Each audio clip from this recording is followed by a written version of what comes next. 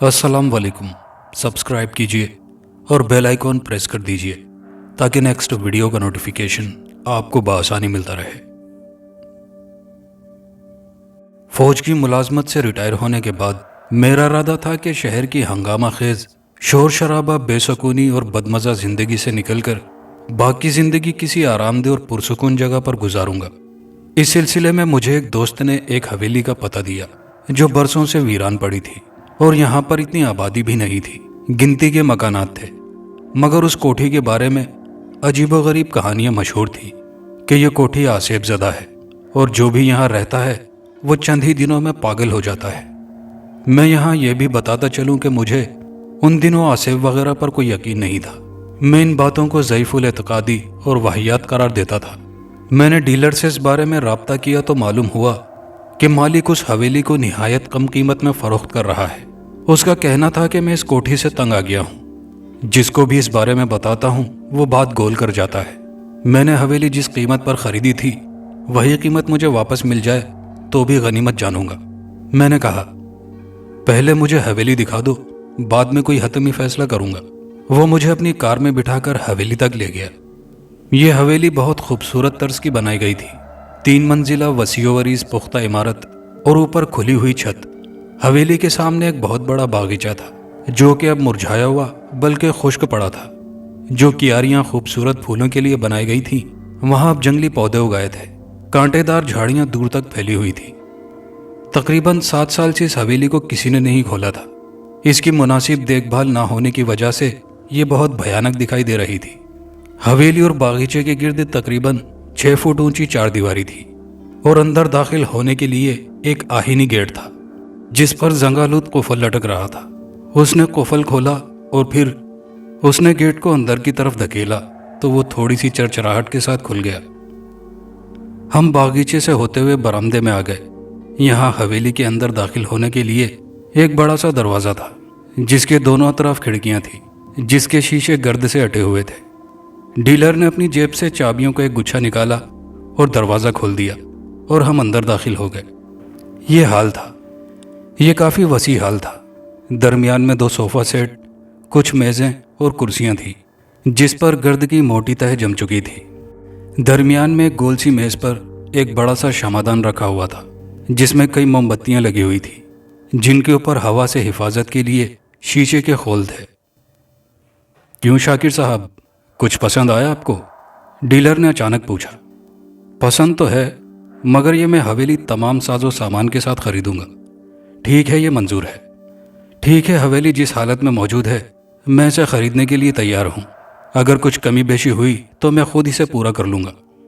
हाल में तकरीबन 6 दरवाजे थे। एक चौड़े से दरवाजे को हमने हल्का सा जोर लगाकर खोल दिया। यहाँ एक राहदारी थी जिसके दोनों अतराफ दरवाजे थे। हम राहदारी में होते हुए दूसरी तरफ आ गए। यहाँ भी एक छोटा सा कमरा था। यह शायद बावर्ची खाना था और यहाँ पर चूल्हा और बर्तन भी बाकायदा मौजूद थे। हम यहाँ से वापस राहदारी में आए और एक दरवाज़ा खोलकर देखा। यह कमरा काफ़ी बड़ा और खूबसूरत था। फर्श पर कालीन बिछा हुआ था जिस पर कदम रखने से धूल उड़ती थी। बीचों बीच एक गोल सी मेज़ थी जिसके गिर्द 5-6 कुर्सियाँ पड़ी थीं। हम कमरे से निकलकर राहदारी से होते हुए वापस हाल में आ गए। यहाँ पर एक जीना था जो ऊपर मंजिल को जाता था। हम जीने के जरिए ऊपर आ गए। यहाँ भी कई कमरे थे। एक कमरा हमने खोलकर देखा। यहाँ 2 मसेरियाँ थीं, एक गोल मेज़ और उसके ऊपर शमादान रखा हुआ था। सामने दीवार पर एक खिड़की थी जिस पर गर्द आलूद पर्दे लटक रहे थे। खिड़की को थोड़ा सा खोलकर देखा तो मालूम हुआ ये खिड़की बाहर बाग की जानिब खुलती है। गर्ज ये कि मैंने पूरी हवेली देख ली और मुझे बहुत पसंद आ गई क्योंकि इसकी कीमत भी निहायत कम थी। मैंने मौके से फ़ायदा उठाकर कोठी खरीद ली। दूसरे दिन कुछ मजदूर लाकर काम पर लगा दिए। बागीचे की झाड़ झनकार सबसे पहले साफ कराई और कुछ पौधे लाकर उसमें लगा दिए जिससे वो काफ़ी हद तक खूबसूरत नज़र आ रहा था। तकरीबन 1 महीने के अंदर सब काम मुकम्मल हो गया था। अब हवेली बिल्कुल नई दिखाई दे रही थी। इस दौरान गांव का एक शख्स और आया और कहने लगा, साहब, ये कोठी आपने खरीदी है? जी हाँ, मैंने खरीदी है। क्या आपको कोई एतराज़ है? साहब बहुत बुरा किया जो आपने ये कोठी खरीदी, और इससे बुरा ये कर रहे हो कि यहाँ रहने के लिए आ रहे हो। क्या मतलब? मैंने पूछा। मतलब ये कि ये कोठी आसेबजदा है, यहाँ जो भी रहता है वो चंद ही दिनों में पागल हो जाता है। साहब मेरी माने तो यहाँ ना आए, वरना आपका हाल भी वैसा ही होगा जैसा पहले उन लोगों का हुआ जो यहाँ रहने के लिए आए थे। मैं ऐसी जाहिलाना बातों पर यकीन नहीं रखता, और यहाँ ऐसा क्या है जो तुम इतना खौफजदा हो रहे हो? मैंने जवाब दिया। साहब यहाँ एक लड़की का मुर्दा टहला करता है, गांव के बहुत से लोगों ने अपनी आंखों से उसे देखा है। एक तो तुम देहाती लोग भी बहुत बेवकूफ़ होते हो, भला मुर्दे भी कभी टहला करते हैं? साहब यकीन नहीं आता तो आपको रात में ज़रूर नज़र आएगा, मेरी बातों का तब आपको यकीन होगा। कुछ नहीं है यहाँ, अगर कुछ होता तो हमें नज़र ना आ गया होता। साहब उनके वजूद से इनकार ना करें, वरना बहुत नुकसान उठाएंगे आप। क्या आप मुझे तफसील से बताएंगे कि क्या चक्कर है आखिर यहाँ? मुझे तो और कुछ भी नहीं मालूम, जो कुछ मुझे मालूम था वो मैंने आपको बता दिया, इसके अलावा मुझे कुछ भी नहीं मालूम। साहब मेरी माने तो यहाँ से चले जाएं, हम नहीं चाहते कि आपका हाल भी उन लोगों जैसा हो।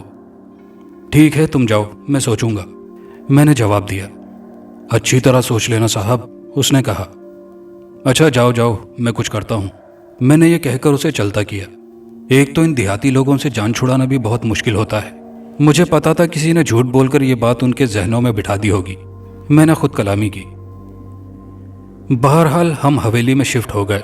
हमारा ख़ानदान 6 अफराद पर मुश्तमिल था, लेकिन हम उस वक्त 3 अफराद थे। एक बेटी की शादी हो चुकी थी जबकि हमारे साथ थी, और 2 बेटे इस वक्त शहर में पढ़ रहे थे। घर के कामकाज के लिए 2 मुलाजिम भी साथ लाए थे। हमने पहली मंजिल पर अपनी ख्वाबगाहों का इंतखाब किया, जबकि दोनों मुलाजिम नीचे कमरे में रह रहे थे। पहली रात हमारी यहाँ बखैर आफियत गुजर गई, कोई गैर मामूली वाक़या पेश नहीं आया। दूसरी सुबह मैं बागीचे में पौधों को पानी दे रहा था कि एक बूढ़ा शख्स आया। उसकी उम्र तकरीबन 70 साल के लगभग होगी। रस्मी दुआ सलाम के बाद वो असल बात की तरफ आया और कहने लगा, साहब रात कैसे गुजरी आपकी यहाँ पर? क्या आप आसेब पर यकीन रखते हैं? उसने मुझसे सवाल किया। नहीं, मैं ऐसी फजूल और बेबुनियाद बातों पर यकीन नहीं रखता। यह महज लोगों के वाहियात और ज़ईफुल एतकादी के सिवा कुछ भी नहीं है। भला आज के दौर में इन बातों पर कौन यकीन करेगा? मैंने बेजारी से जवाब दिया। मुझे मालूम था आप यही कहेंगे, लेकिन एक बात अच्छी तरह जहन नशीन कर लें, इस दुनिया में ऐसे हज़ारों इसरार मौजूद हैं, अकल जिनकी वजह पेश करने से कासिर है। हम बातों पर एक दूसरे से मुत्तफिक नहीं होते और उन्हें ज़ईफुल एतकादी कहकर गुजर जाते हैं।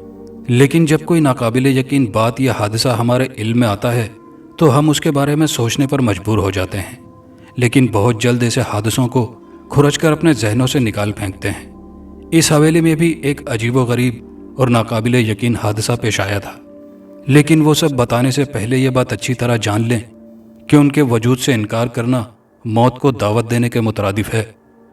कम अज़ कम मेरे ख्याल में यह हवेली आसेबज़दा नहीं है, मैंने कहा, लेकिन बाज़ वीरान जगह हैं आसेबज़दा भी हुआ करती हैं, और आपको ये अच्छी तरह मालूम है कि यह हवेली पिछले 7-8 बरस से वीरान पड़ी है। उस शख्स ने कहा, आप कहना क्या चाहते हैं? क्या आपके पास कोई सबूत है कि यह कोठी आसेबज़दा है? मैंने चिढ़कर कहा। देखें शाकिर साहब, आप बिला वजह नाराज़ हो रहे हैं। मेरा मतलब हरगिज़ ये नहीं, मैं तो आपको असल वाक़यात बताने आया था जो मेरे अलावा कोई भी नहीं जानता। उसने संजीदगी से कहा। मैं कैसे यकीन कर लूँ कि जो कुछ तुम कहोगे वही सच होगा? मैंने उसको गौर से देखते हुए कहा, क्या इस उम्र में भी कोई झूठ बोल सकता है? मौत के दरवाजे पर खड़ा हूँ साहब, ये बातें मुझे ज़ेब नहीं देती। मैं जो कुछ कहूँगा हर बात सच होगी, उसने कहा। यह कहकर वो कुछ देर खामोश हो गया और सर नीचे करके कुछ सोचने लगा। फिर सर उठाकर मुझसे मुखातिब हुआ। मेरा नाम करमदीन है, लोग मुझे करमू चाचा कहते हैं। ये आज से तकरीबन 30 साल पहले की बात है। इस हवेली में एक हिंदू ठाकुर बलराम रहता था। वह एक जालिम और निहायत ही बदअखलाक और बदचलन इंसान था। गांव की औरतों को तंग करना, उनकी इज्जतें लूटना तो गोया उसका मामूल था। गांव के सभी लोग उससे खौफ खाते थे, क्योंकि अगर कोई शख्स उनके खिलाफ बात भी करता तो ये जालिम उसे मरवा देता। इस हवेली में एक रामदास नामी हिंदू और उसकी बीवी लक्ष्मी उसके मुलाजिम थे। रामदास की बीवी बहुत खूबसूरत थी। कई बार रामदास ने देखा कि ठाकुर उसकी बीवी को बुरी नज़र से देखता है। उसके बाद रामदास ठाकुर से खौफ खाने लगा। कि ना जाने कब वो उसकी बीवी की इज्जत लूट ले और उसे बर्बाद कर दे।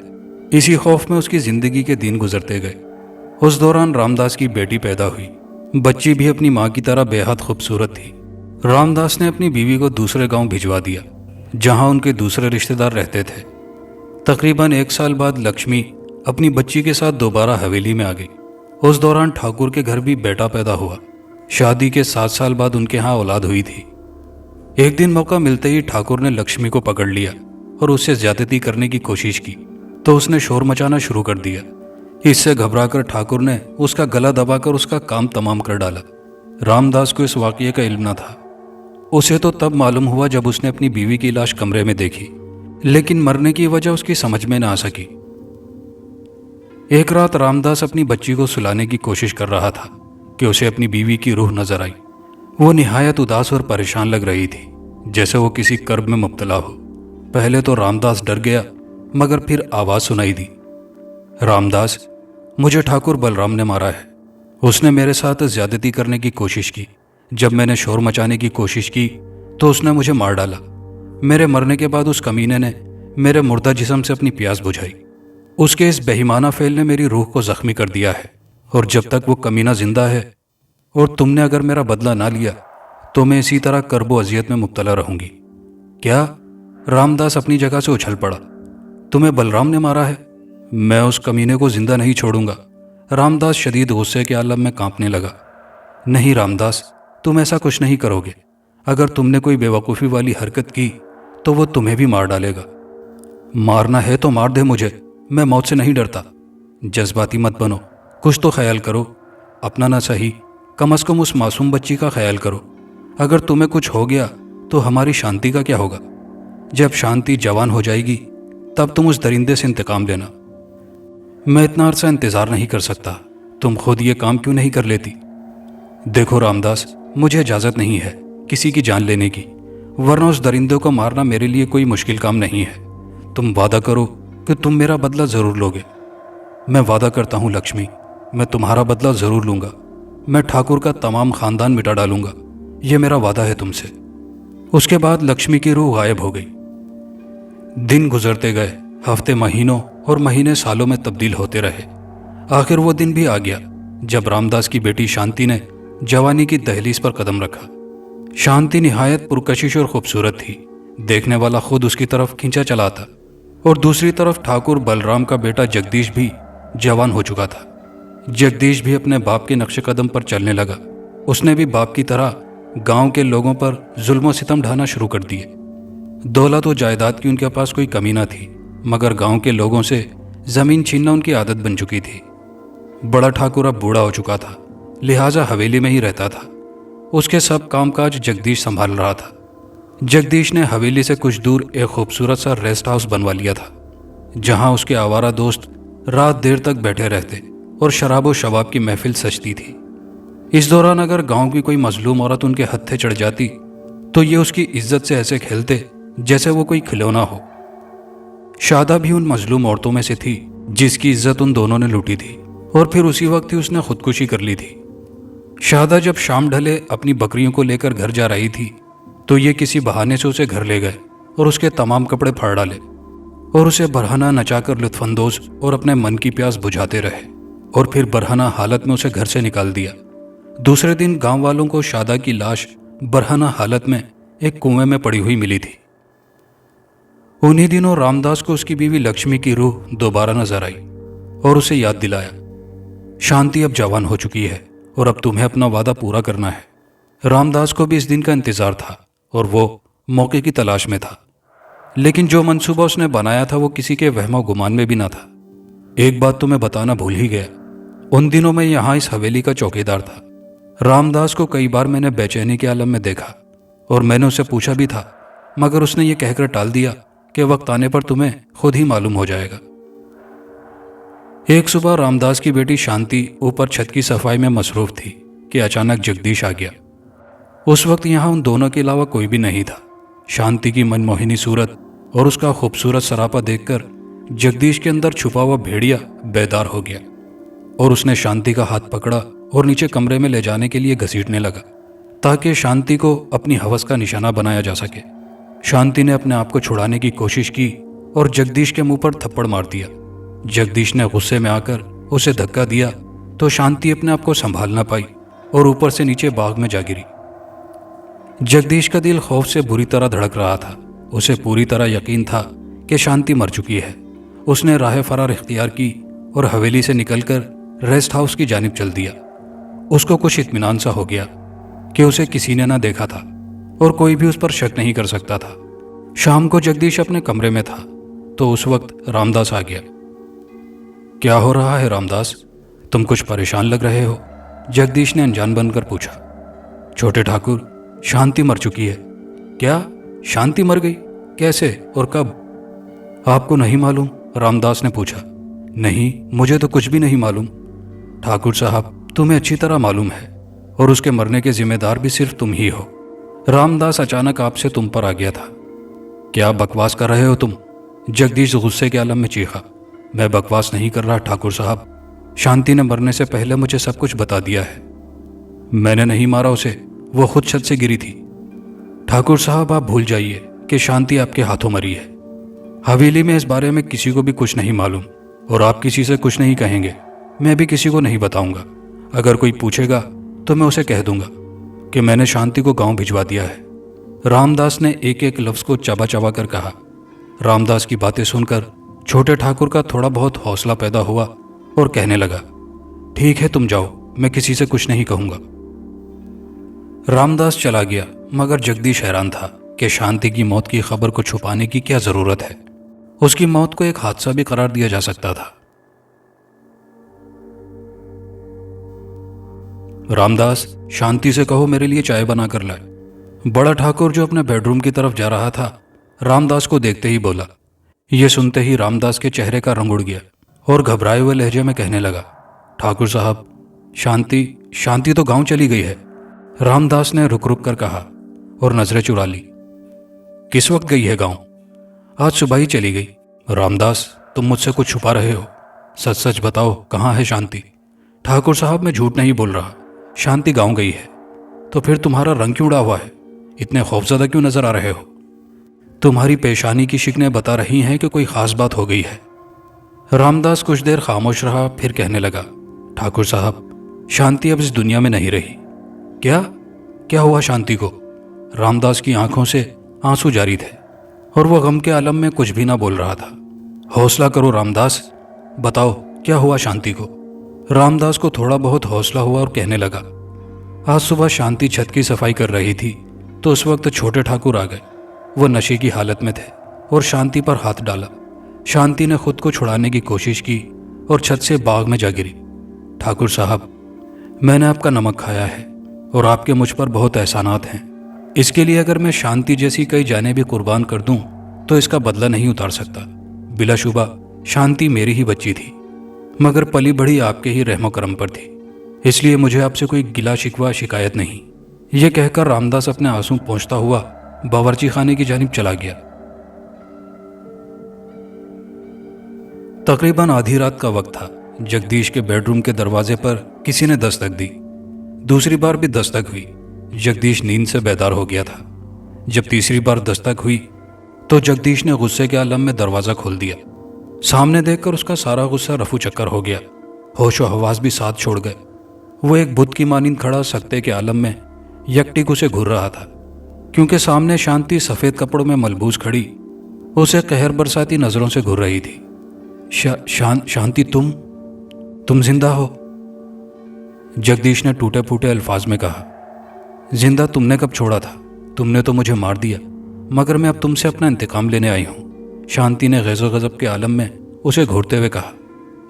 शांति, मुझे माफ कर दो, मुझसे गलती हुई है। नहीं, तुम माफी के लायक नहीं हो। अगर मैंने तुम्हें माफ कर दिया तो खुद को कभी माफ नहीं कर पाऊंगी।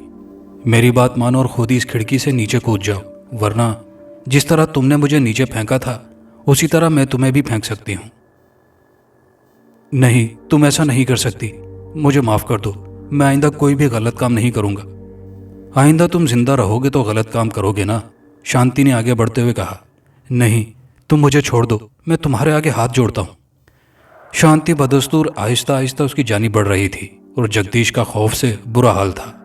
अचानक जगदीश भागकर दरवाजे से बाहर निकल गया। उसका रुख बड़े ठाकुर के कमरे की तरफ था। पिताजी, पिताजी, वो मुझे मार डालेगी, मुझे बचा लो पिताजी। क्या हो गया है? कौन तुम्हें मार देगी? पिताजी, वो शांति, शांति मुझे मार देना चाहती है, मुझे बचा लो, जगदीश ने रो देने वाले अंदाज में कहा। तुम परेशान मत हो, कोई डरावना ख्वाब देख लिया होगा तुमने। नहीं पिताजी, मैंने अपनी जागती आंखों से उसे देखा है। चलो मैं तुम्हारे साथ चलकर देखता हूं, कुछ भी नहीं है। दोनों जगदीश के कमरे में पहुंच गए, मगर वहां कुछ भी नहीं था। बड़े ठाकुर ने उसे तसल्ली देकर सुलाया और खुद अपने कमरे में चला गया। बज़ाहिर तो बड़े ठाकुर ठीक ठाक नजर आ रहे थे, मगर अंदरूनी हालत जगदीश से कुछ मुख्तलिफ न थी। उसे अपने बेटे से बहुत प्यार था, वो उसे किसी कीमत पर भी खोना नहीं चाहता था। रात का ये पहर जगदीश ने जागते हुए गुजारा और सुबह होते ही सो गया। दोपहर तक सोने के बाद जब वो नहाकर गुसल खाने से बाहर आ रहा था तो उस वक्त भी उसने शांति की एक झलक देखी थी, मगर फिर वो एकदम से गायब हो गई। दिन इसी तरह गुजरते गए। जगदीश को रोजाना शांति नजर आती और उसे खिड़की से नीचे कूद जाने को कहती थी। दिन ब दिन जगदीश की सेहत खराब होती जा रही थी। बड़े ठाकुर अपने लाडले बेटे की यह हालत देखता तो रंजो गम से उसकी आंखें भर आती, लेकिन वो कर भी क्या सकता था, बस एक तमाशाई बनकर खेल को देख रहा था। एक दिन बड़े ठाकुर किसी काम से शहर चले गए और मुझे कह गए कि जगदीश का ख्याल रखना। बड़े ठाकुर के चले जाने के बाद रात में मैं और रामदास बाहर बैठे बातें कर रहे थे कि अचानक हमें जगदीश के चीखने चिल्लाने की आवाज़ें सुनाई दी। हम दोनों दौड़कर गए। सामने का मंजर देखकर मेरे जिस्म में एक झुरझुरी सी दौड़ गई, क्योंकि जगदीश फर्श पर पड़ा था और उसके सर से खून बह रहा था। वो बार बार सीढ़ियों की जानिब खौफजदा नज़रों से देख रहा था जो ऊपर को जाती थी। मैंने ऊपर छत पर जाना चाहा, लेकिन रामदास ने सख्ती से मना कर दिया और कहने लगा, उसे छोड़ो, पहले छोटे ठाकुर को उठाओ। अगर इसे कुछ हो गया तो बड़े ठाकुर हमें जिंदा नहीं छोड़ेंगे। हमने करीबी डॉक्टर को बुलाकर उसकी मरहम पट्टी कराई और उसे नींद का इंजेक्शन देकर उसे बेड पर लिटा दिया। दूसरे दिन दोपहर तक ठाकुर भी आ गया। उसके साथ उसका चचाजाद भाई राजपाल भी था। बड़े ठाकुर ने जब अपने डाडले बेटे की हालत देखी तो हम पर बरस पड़ा। वो तो राजपाल ने हमें बचा लिया, वरना ठाकुर ने हमारे साथ क्या नहीं किया होता। बड़े ठाकुर से अपने लाडले बेटे की हालत देखी नहीं जाती थी। उसका दिल खून के आंसू रोता था। उसका बेटा किस अजियत और कर्ब में वक्त गुजार रहा है और वो उसके लिए कुछ भी नहीं कर सकता था। दूसरे दिन मुझे एक अफसोसनाक खबर सुनने को मिली। छोटे ठाकुर ने अपने गले में फंदा डालकर खुदकुशी कर ली थी। हवेली में तो कोहराम मच गया था। बड़ा ठाकुर तो बिल्कुल पागल हो गया था। दीवानों की तरह धाड़े मार मार कर रो रहा था और अपना सर दीवारों से टकरा रहा था। बड़े ठाकुर का जगदीश के सिवा था ही कौन। बीवी तो बहुत पहले इस दुनिया से रुखसत हो चुकी थी और अब उसका इकलौता बेटा भी इस दुनिया में उसे अकेला छोड़कर चला गया था। कुछ दिन इसी तरह गुजर गए। फिर कुछ दिनों बाद वैसी ही सूरत हाल बड़े ठाकुर की थी। कहीं ना कहीं उसे शांति दिखाई देती थी और उसे कहती थी वो अपनी माँ का और तमाम मजलूमों का, जिन पर उसने जुल्म किए हैं, इंतकाम लेने आई है। फिर वैसा ही तमाशा बड़े ठाकुर के साथ होने लगा। रात को अपने कमरे से निकलकर चीखने लगता और एक दिन ठाकुर जैसे बिल्कुल पागल हो गया। उसके चचाजाद भाई ने उसे पागल खाने भिजवा दिया। कुछ दिन तक हवेली बिल्कुल खाली थी। फिर कुछ दिनों बाद राजपाल की फैमिली इस हवेली में आ गई। राजपाल का खानदान भी कुछ बड़ा ना था। मियाँ बीवी और एक बेटा, एक बहू, बस यही 4 अफराद थे। एक दिन राजपाल ने मुझसे कहा कि अब उसको किसी चौकीदार की ज़रूरत नहीं, लिहाजा अब तुम अपना इंतज़ाम कहीं और कर लो। मैं हवेली को छोड़कर कहीं और नौकरी पर लग गया, जबकि रामदास उसी हवेली में था। कुछ दिन पुरसुकून तरीके से गुजर गए, मगर कुछ दिनों बाद वैसा ही तमाशा उनके साथ होने लगा। शांति की रूह रोज़ाना किसी न किसी फ़र्द को ज़रूर नज़र आती और उन्हें परेशान करती। पहले तो सिर्फ परेशानी करती, मगर बाद में उनको नुकसान भी पहुंचाने लगी, जिससे वो सब खौफजदा हो गए थे। एक सुबह जब मैं काम पर जा रहा था तो एक रूह फरसा खबर सुनने को मिली। राजपाल के बेटे गोपाल को किसी ने ऊपर से नीचे फेंक दिया था। उसकी लाश बाग में नीचे पड़ी हुई थी, जबकि बाकी घर वाले किसी पुरस्रार तौर पर पागल हो चुके थे। गोपाल की बात तो समझ में आ रही थी कि उसे शांति ने ही नीचे फेंका होगा, मगर बाकी लोग किस तरह पागल हो गए इस बारे में किसी को कुछ भी नहीं मालूम था। बड़े ठाकुर की तरह उन्हें भी पागलखाने भिजवा दिया गया। हवेली अब वीरान हो चुकी थी। रामदास के सिवा कोई भी नहीं बचा था। सारे गांव में ये मशहूर हो गया कि हवेली पर किसी आसेब का साया है जो किसी को भी हवेली में रहने नहीं देता। इस वाक़ये को 3 महीने गुजर चुके थे। रामदास भी हवेली छोड़कर चला गया था। हवेली बिल्कुल वीरान थी। लोग भी इस तरफ आने से खौफ खाते थे।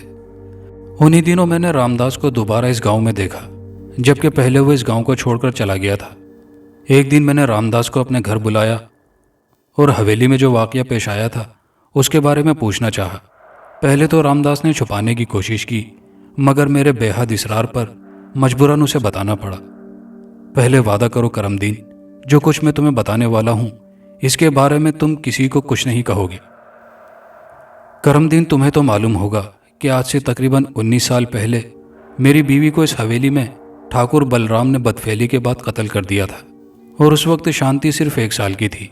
मुझे तो यह भी मालूम नहीं था कि लक्ष्मी का कातिल ठाकुर है, मगर कुछ ही दिनों बाद लक्ष्मी की रूह ने मुझे सब कुछ बता दिया था, और मैंने उससे वादा कर लिया था कि मैं उसके कत्ल का इंतकाम लूँगा। ऐसा ही वाक़या उस दिन शांति के साथ पेश आया। जगदीश ने उसके साथ ज़्यादती करने की कोशिश की, मगर शांति के इनकार करने की वजह से जगदीश ने उसे ऊपर से नीचे फेंक दिया। उसके बाद मेरे सीने में इंतकाम की ऐसी आग भड़क उठी, अगर मैं उनसे इंतकाम न लेता तो वो आग मुझे भी जलाकर खाक कर देती। करमदीन, जिस वक्त शांति नीचे गिरी थी तो वो मरी नहीं थी, बल्कि जिंदा थी।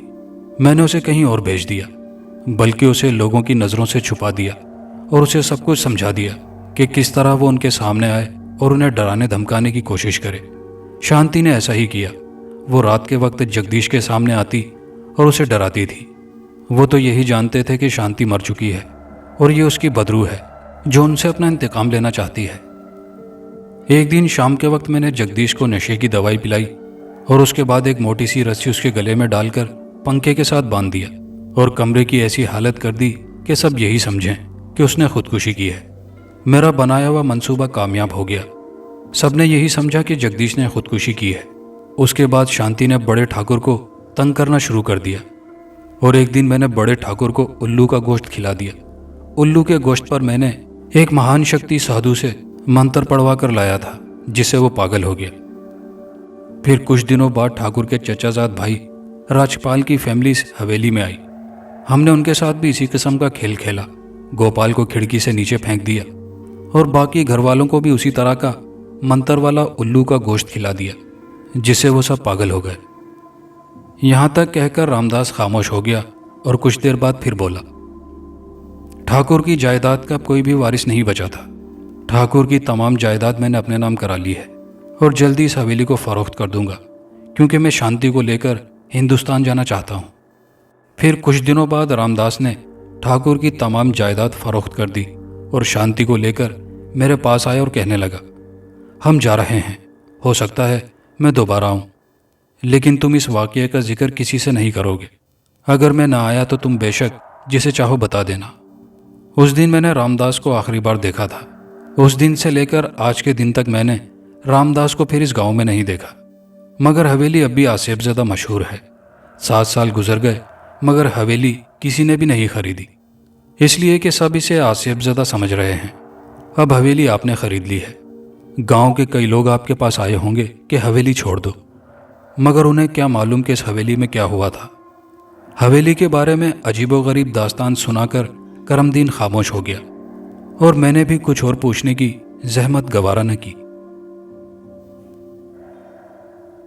खास एपिसोड की दूसरी मुख्तसर कहानी। इस वाक़ये को तकरीबन 12 साल हो चुके हैं। उस वक्त मेरी उम्र 10 साल थी और मुझ में एक अजीबोगरीब आदत थी कि किसी फ़कीर की सदा पर मेरे हाथ जो कुछ लगता वो उस फ़कीर को दे देती। कभी कभी तो ऐसा होता कि मैं अम्मी के पर्स और अब्बू की कमीज़ की जेब से बिला इजाज़त रुपए निकाल कर फ़कीर को दे देती। तो इसका नतीजा ये निकला कि अम्मी और अब्बू रुपए छुपा कर रखने लगे।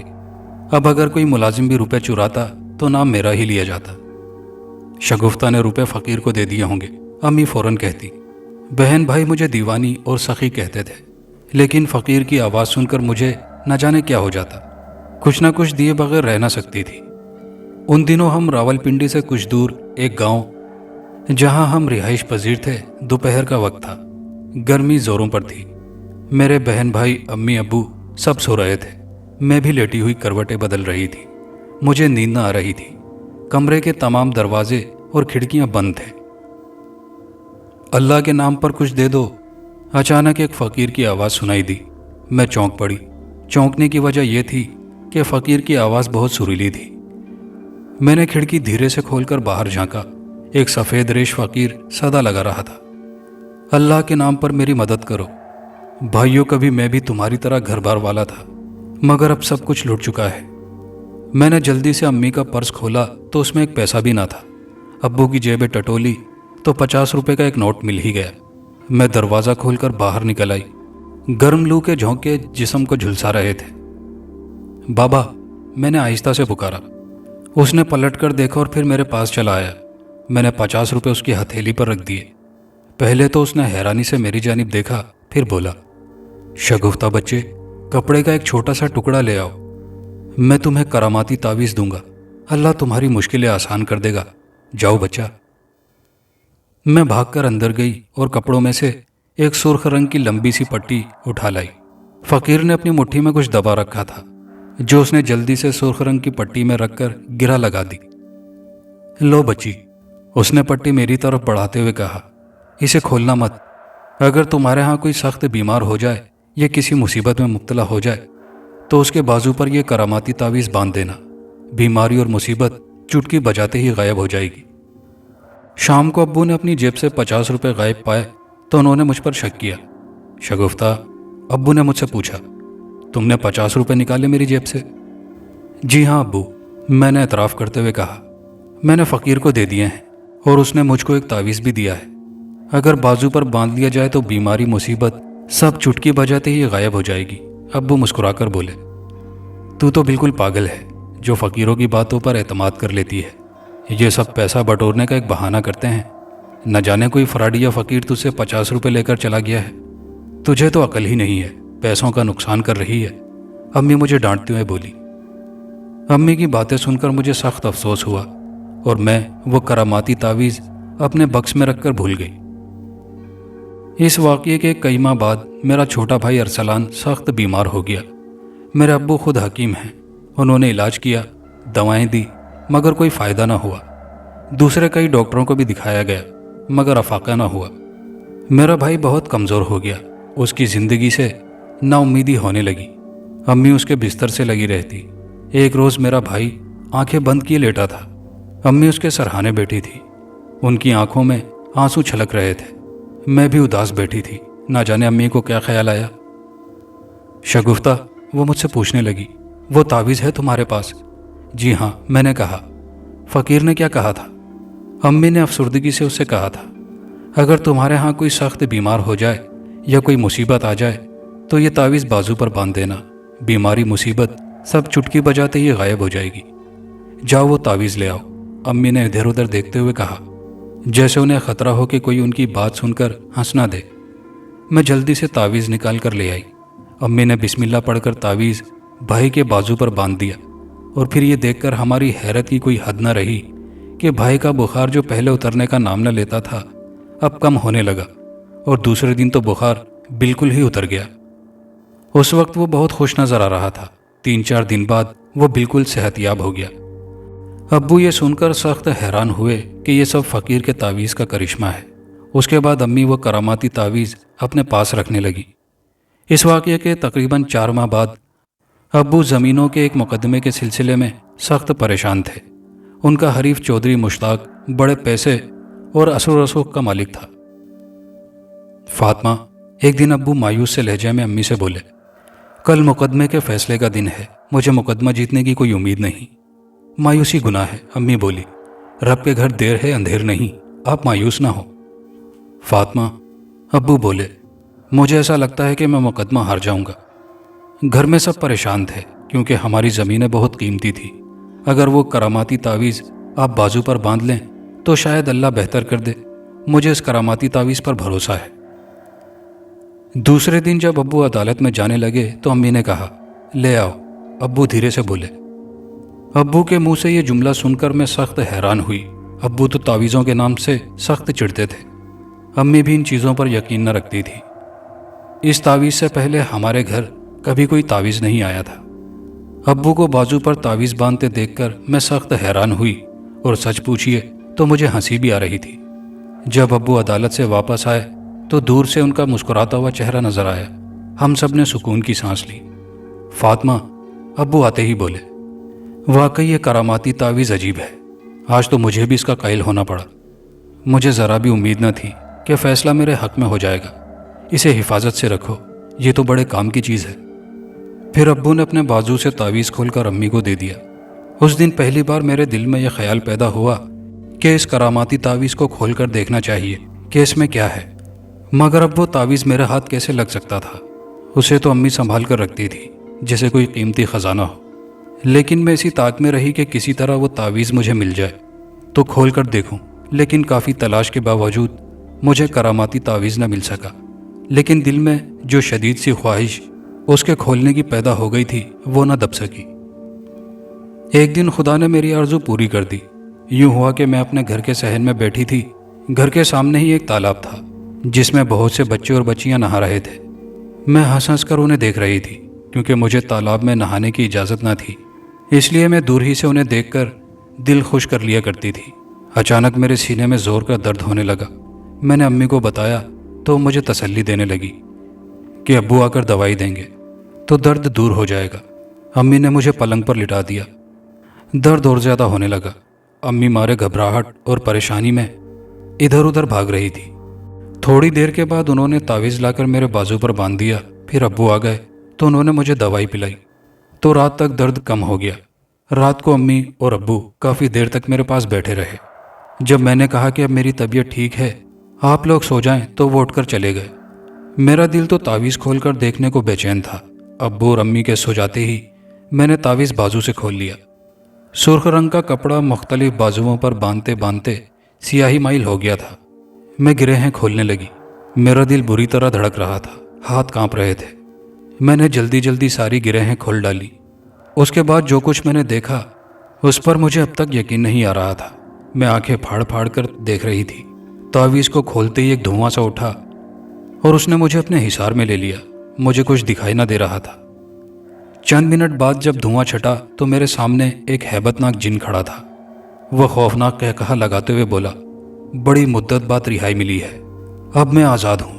याद रखो, अब तुम्हारे घर वाले कभी सुकून से ना रह सकेंगे। ये कहकर वो जिन गायब हो गया।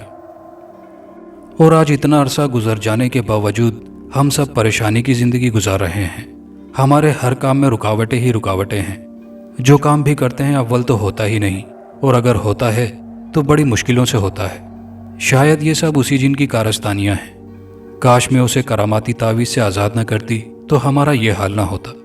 अल्लाह से गिड़गिड़ा कर दुआ करते हैं, अल्लाह ताला हम पर अपनी रहमत नाजिल कर और परेशानियों से निजात के लिए कोई सबील पैदा कर।